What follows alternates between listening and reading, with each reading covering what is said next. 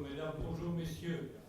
Alors là, la question que je me pose et à laquelle on va essayer de répondre, vous l'avez sous les yeux, c'est est-ce que la politique du climat aggrave ou non la fracture territoriale? C'est une question qui est au cours des 3 ou 4 dernières semaines de plus d'une brûlante, c'est l'adjectif qui convient, je crois, d'une brûlante actualité. Mais lorsque nous avons choisi en commun ce thème de cette conférence et celui de la présentation que je vais faire, tout ça n'était pas à l'ordre du jour, parce qu'on avait eu un bon sens de ce qui allait se produire.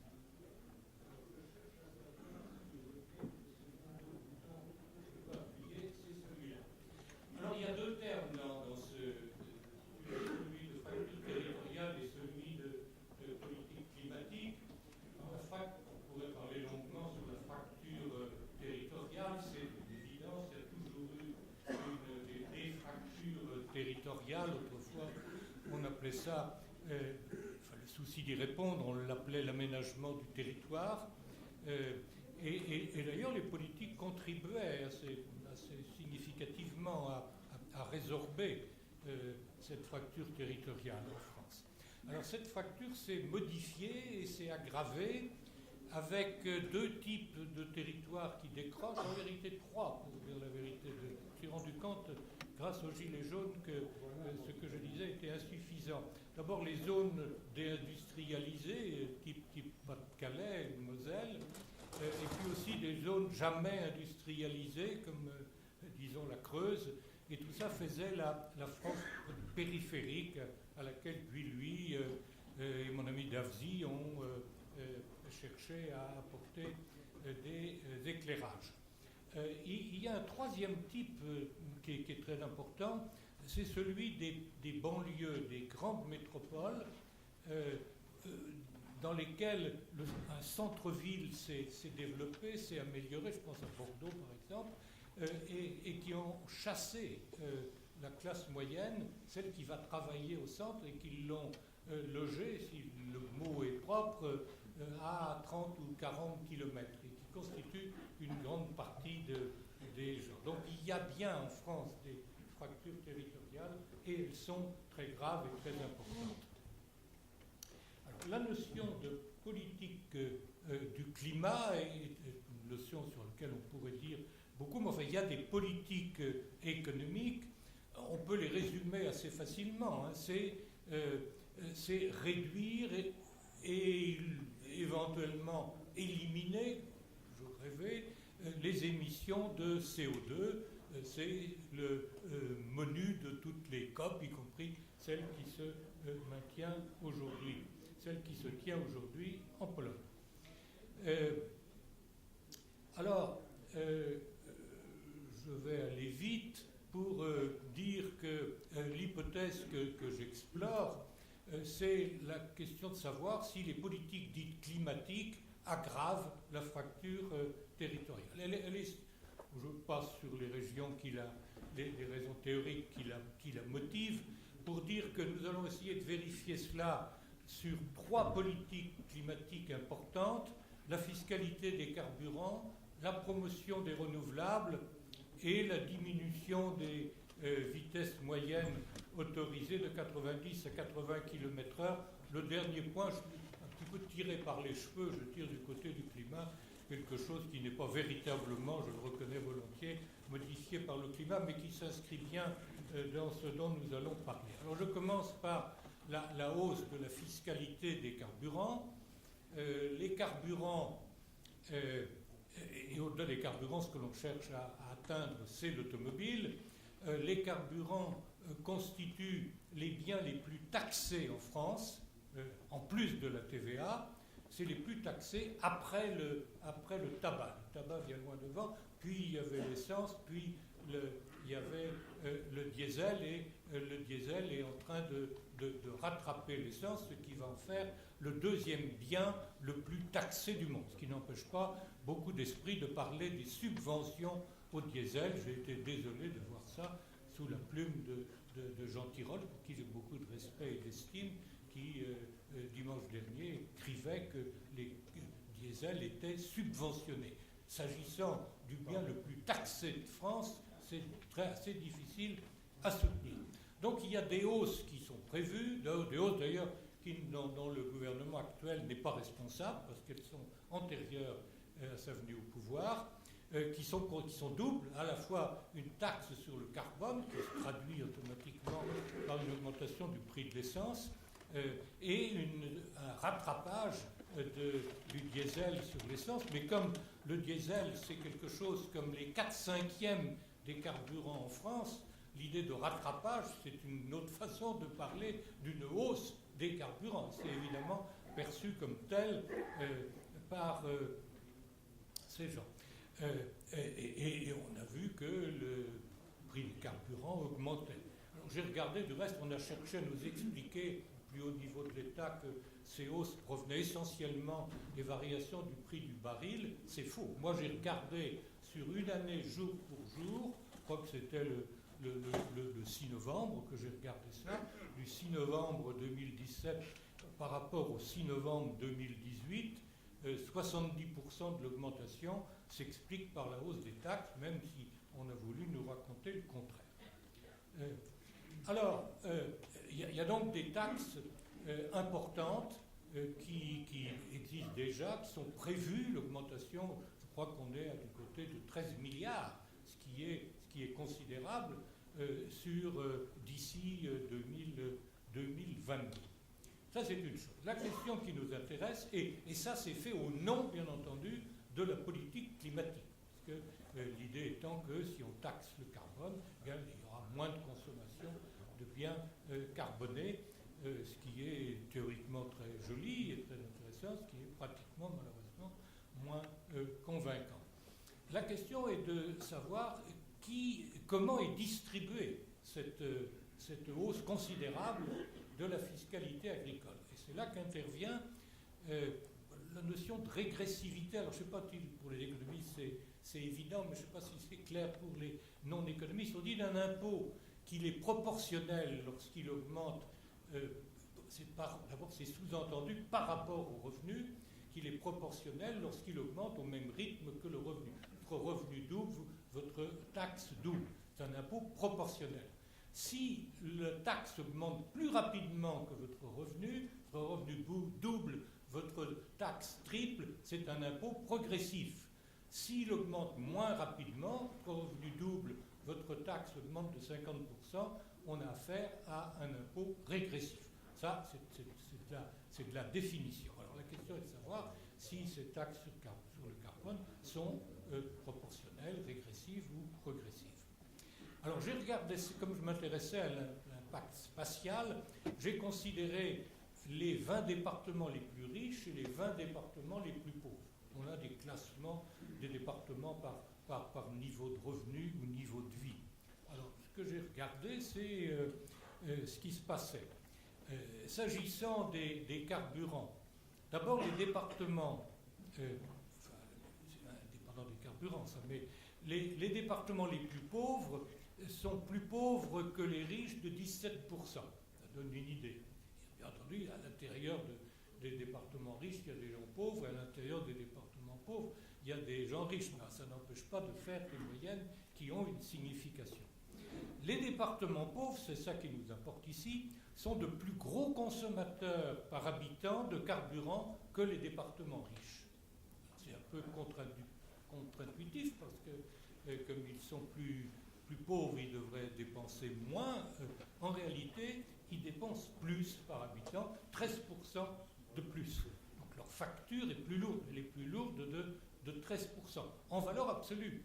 Si on la rapporte à leur revenu, alors, comme leur revenu est inférieur, alors l'impôt qu'ils payent est 37% plus lourd que l'impôt que les habitants des départements riches payent. Donc vous avez là une régressivité qui est marquée et qui est très forte et qui, bien entendu, s'applique à une hausse des carburants. Ce que l'on dit sur l'ensemble des carburants, de la dépense en carburant, s'applique évidemment à une hausse.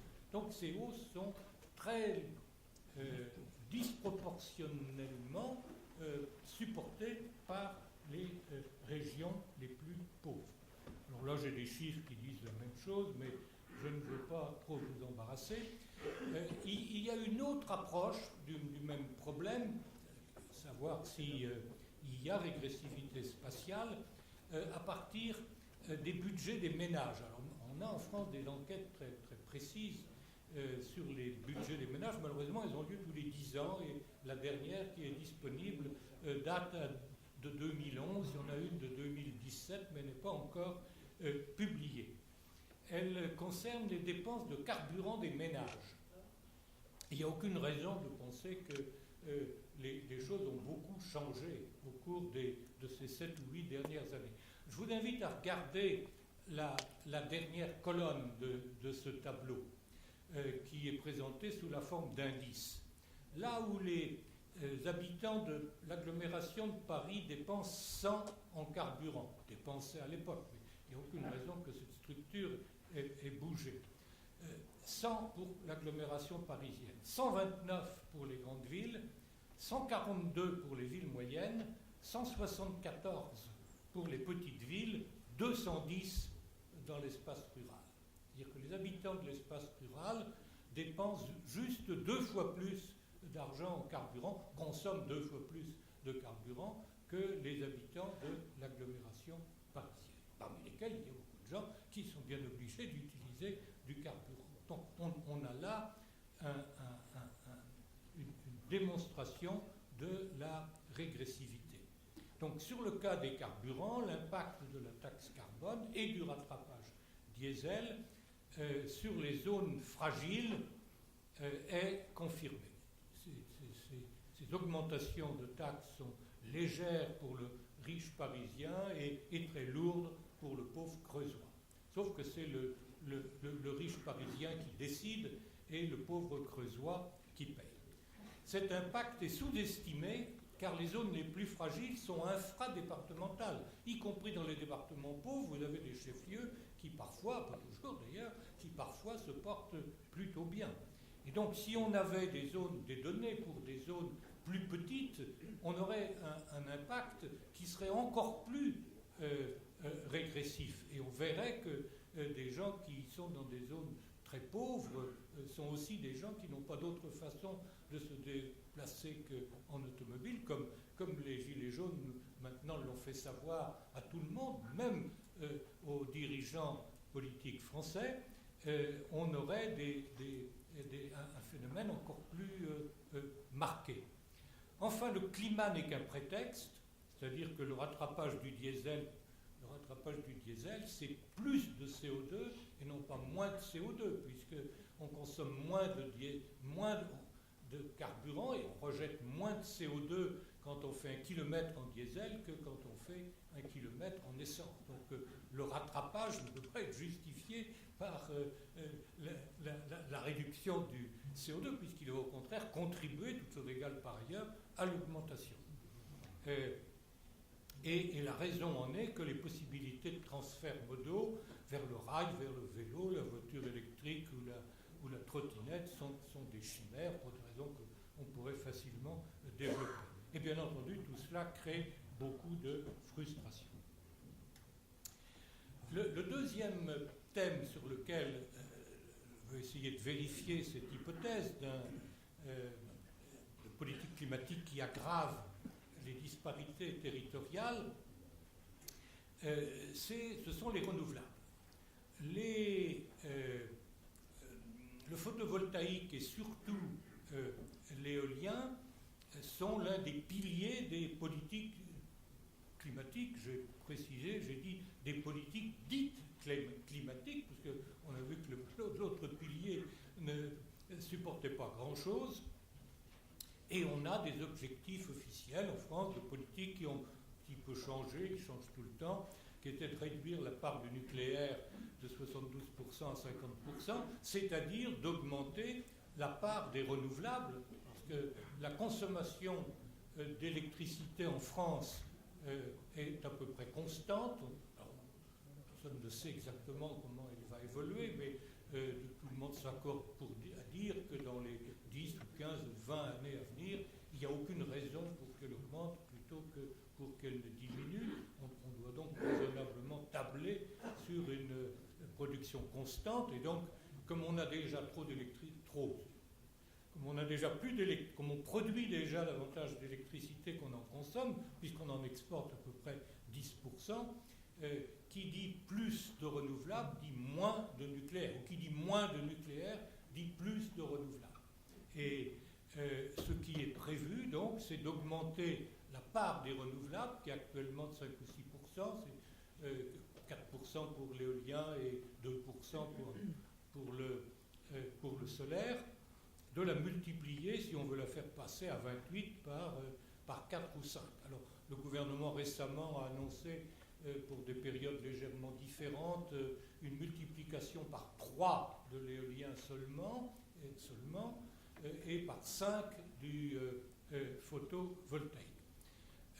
Mais inutile de rentrer dans ces détails. Ce qui nous intéresse, c'est de voir quel est le double impact, un double impact principalement de l'éolien, qui est l'essentiel de ces renouvelables intermittents, à savoir la baisse de la valeur des logements proches et la hausse des prix de l'électricité. Alors, la baisse de la valeur des logements. Tout le monde connaît, M. Buttrell l'a encore rappelé aujourd'hui, les dommages qui sont causés par l'implantation des éoliennes. Le bruit, le massacre de chauves-souris, la dégradation des paysages les plus beaux, y compris des paysages classés au patrimoine mondial de l'humanité, etc. La lumière aussi, le fait que toute la nuit, il y a ces petites lampes rouges qui tournent au-dessus de vos têtes. Alors, on a une mesure incomplète, bien sûr, et imparfaite aussi, des dommages que cela entraîne pour les habitants proches. C'est la perte de valeur. Les gens qui veulent vendre leur logement et qui le font à un prix inférieur. Alors, on n'a pas de données très bonnes. Moi, j'ai essayé une enquête auprès d'une centaine de notaires. J'ai eu 2 réponses. Les notaires n'ont pas apparemment une très grande envie de dire ce qu'ils savent sur cette baisse des valeurs. Alors, j'ai fait quelques hypothèses sur les dépréciations de moins 25% pour la zone entre 500 mètres et 1 km, et puis 15% pour la zone entre 1 et 2 km, et 0% au-delà de 2 km. J'ai trouvé le chiffre de la densité rurale, 64 habitants au kilomètre carré. J'ai supposé 2 personnes par immeuble. J'ai postulé une valeur de 100 000 euros. Je ne sais pas pourquoi il y a un slash là, c'est 100 000 euros. Et les calculs montrent que pour chaque groupe de 5 ou 6 éoliennes, parce qu'elles viennent grouper en escadrille les éoliennes dans beaucoup d'endroits, il y a environ 1500 personnes qui sont affectées et qui perdent 13 millions à chaque fois. Au total, 21 milliards. Il y aurait 21 milliards de pertes déjà enregistrées, parce que les gens ne pourraient pas vendre. S'ils vendaient, ils vendraient à 21 milliards de moins. C'est une vraie perte, même si elle est virtuelle, c'est une vraie perte pour les habitants. Et comme on doit les multiplier par 3, ça veut dire qu'on va d'ici quelques années, non pas infliger une perte de 100 milliards, mais une perte de 40 milliards en plus aux habitants proches. Alors la question est, où sont situées ces éoliennes? C'est ça qui est intéressant. Eh bien, quand on regarde, on voit qu'en France, les éoliennes sont situées dans les zones les plus pauvres. Vous n'avez pas d'éoliennes à l'île de Ré, ni dans le Luberon. Zéro éolienne. Vous avez les chiffres, là, j'ai regardé les 20 départements les plus riches, 130 implantations. Les 20 départements les plus pauvres, qui sont beaucoup plus petits d'ailleurs en moyenne en nombre d'individus, 439, 3-4 fois plus. Et ça se vérifie partout. Là, les raisons en sont simples, c'est que plus les gens sont pauvres, et moins ils ont de capacité à se défendre, et plus facilement ils peuvent être achetés par les promoteurs, comme l'expliquaient déjà ce matin plusieurs personnes. Donc, cette perte de valeur frappe, alors là, dans des proportions considérables, principalement et même presque uniquement les habitants des régions pauvres. Il n'y a pas d'éolienne en Île-de-France. Il n'y a personne en Île-de-France qui a perdu un sou parce qu'il y a une éolienne à côté de chez lui. Mais deuxièmement, ces éoliennes et le photovoltaïque aussi engendrent une hausse des prix de l'électricité qui est tout à fait importante. D'abord, ils ont des coûts directs qui sont plus élevés. Ces coûts directs sont subventionnés au moyen d'une taxe sur la production affectée aux renouvelables par l'intermédiaire de la CSPE. On est du côté de 5-6 milliards. C'est compliqué parce que c'est pas la totalité de la CSPE qui est affectée aux renouvelables, mais c'est quand même l'essentiel. Donc on est maintenant du côté de 5 ou 6 milliards par an et on se dirige vers 10 milliards bientôt. Ça, c'est des coûts directs qui ont cessé d'augmenter d'ailleurs, mais qui ne diminuent pas autant qu'on voudrait. Les promoteurs de tout cela disent mais maintenant nous produisons au même prix que le reste. Alors on leur dit arrêtons les subventions. Ils disent non, pas question d'arrêter les subventions. Et puis surtout vous avez, mais l'essentiel n'est pas là, l'essentiel il est dans les coûts indirects. Il est dans les coûts de transport qui sont beaucoup plus élevés. C'est facile à comprendre. Hein. Avant vous aviez 150 ou 200 points de production. Aujourd'hui, vous en avez, il y a 8000 éoliennes divisées par 5, vous en avez 1500 points de production. Il faut évidemment plus de câbles pour conduire l'électricité de 1500 points que de 150 points. Il n'y a pas besoin d'être un grand mathématicien pour comprendre ça. Ensuite, comme ces éoliennes et l'électricité a fortiori sont intermittentes, et comme on ne sait pas pour le moment stocker de l'électricité, on trouvera peut-être un jour, ce qui changerait beaucoup de choses d'ailleurs, on ne sait pas, il faut cette électricité-là, on ne sait pas trop comment l'utiliser parce qu'on ne peut pas être sûr qu'elle sera là, qu'il y aura du vent et du soleil au moment où on en aura besoin. Pour le solaire, c'est simple. On sait qu'il n'y aura jamais de solaire au moment des pointes d'hiver parce qu'à 9h du soir en hiver ou à 8h du soir en hiver, la production d'électricité photovoltaïque en France, elle est très exactement égale à 0. Le pire, c'est sans doute l'éviction des modes traditionnels. C'est-à-dire que comme ces photovoltaïques et éoliens ont priorité sur le réseau, dès que la production éolienne augmente, on est obligé d'arrêter d'autres centrales, y compris maintenant des centrales nucléaires. Ça veut dire que ces autres centrales, au lieu de fonctionner 80% du temps, vont fonctionner 60% du temps. Ça veut dire que les coûts fixes, qui sont l'essentiel des coûts, vont être divisés par un nombre de kilowattheures bien plus petit et donc le coût unitaire va être augmenté. C'est ça la raison principale de l'impact marqué de l'éolien et du solaire sur les prix. Alors on a des dessins qui sont connus, je crois qu'on en a vu un autre de ce genre-là ce matin qui montre ce qu'est le prix en fonction du taux de pénétration, c'est-à-dire le pourcentage de l'électricité éolienne et photovoltaïque dans le bouquet énergétique, comme l'on dit, ou dans le bouquet électrique des différents pays. Vous voyez très clairement, il y a des différences de pays à pays, bien entendu, qui tiennent à la géographie, qui tiennent aussi à la politique, parce que l'Espagne devrait être plus haut, parce que normalement, une grande partie des surcoûts n'ont pas été mis à la charge des consommateurs, mais sont une dette du gouvernement envers les entreprises de production d'électricité.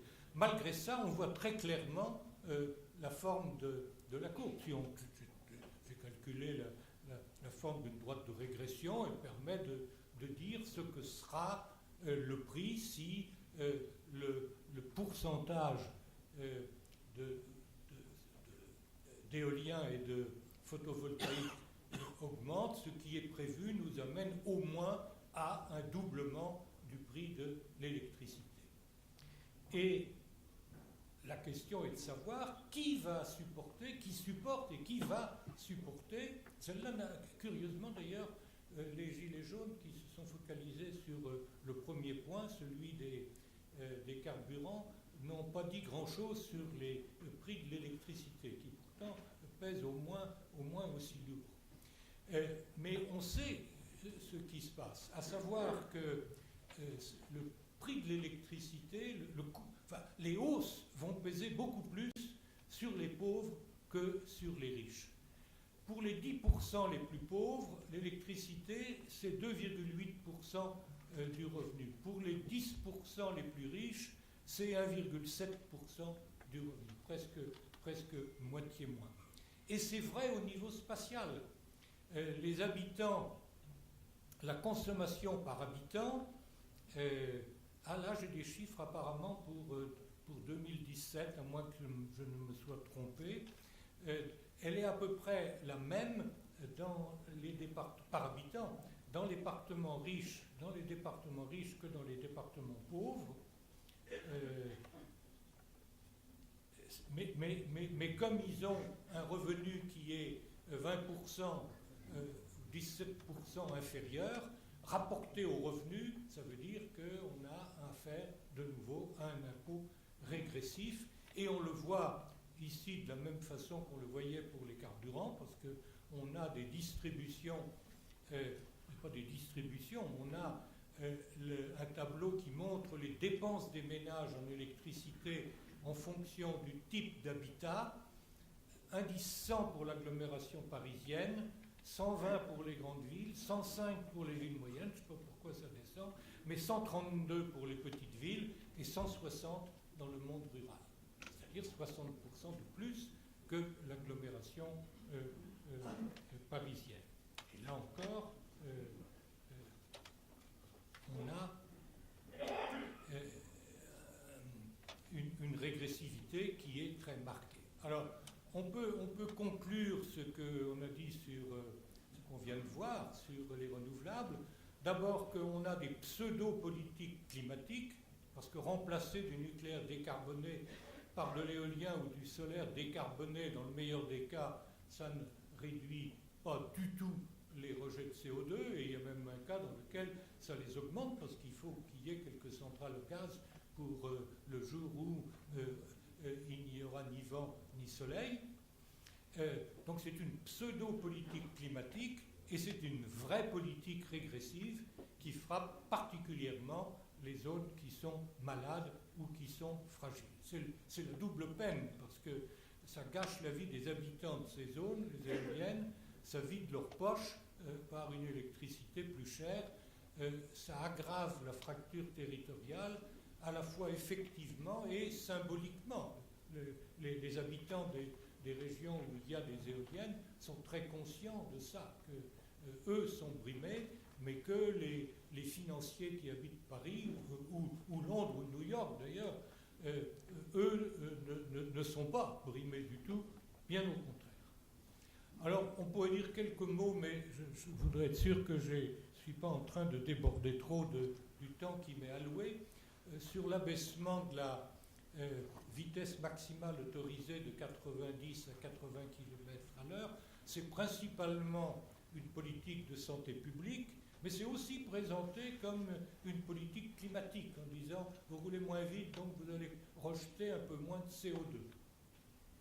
Sauf que c'est faux, parce qu'on est dans des plages pour lesquelles la consommation des véhicules n'est pas véritablement sensible. Si vous diminuez de 2 ou 3 km/h la vitesse, dans ces plages-là en particulier, ça ne va pas diminuer la consommation de carburant et donc le CO2. Alors, ces politiques ont des coûts certains et connus et considérables.